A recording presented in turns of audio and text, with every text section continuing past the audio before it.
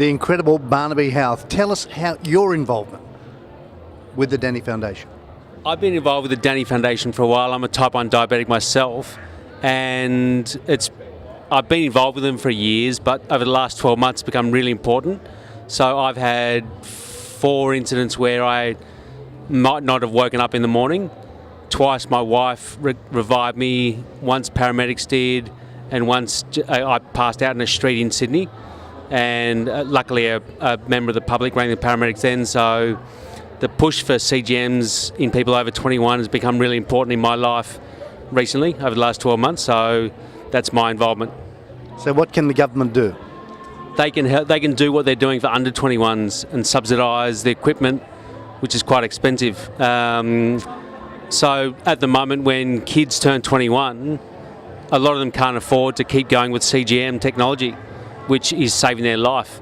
So the government can keep funding it until the end of days for people, so they can keep their lives going on this technology. So for the folks, what is CGM? CGM is continuous glucose monitor technology, where it's the closest thing we have to an artificial pancreas.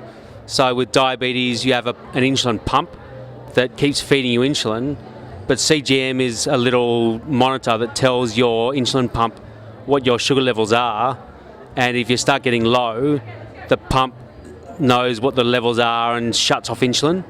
So that's too much insulin is what's going to tip you over the edge to the other side. So the CGM is literally the only thing that keeps you alive at a lot of stages.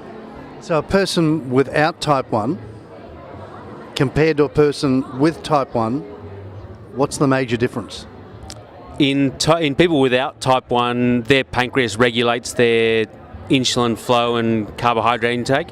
In type 1s, that cell that makes insulin doesn't exist.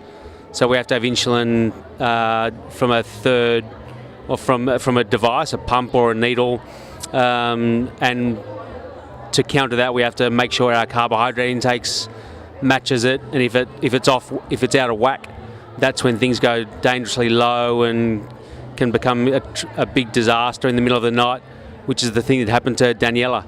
So CGM technology is the closest thing we have to making diabetics live like non-diabetics. So Daniela is the dead in bed. Explain how that works. So dead in bed syndrome happens when you've had too much insulin, not enough carbohydrate.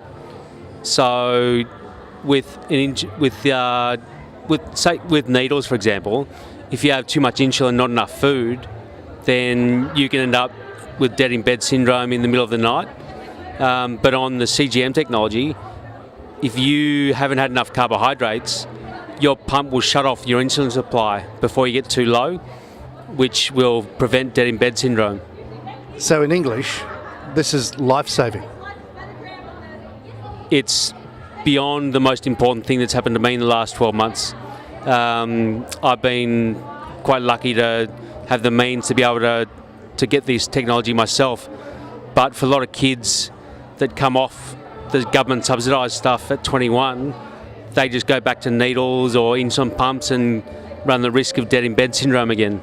So explain needles so that we're not talking about drugs and things. What's needles? So that's probably a bit old school. Needles are an insulin delivery system.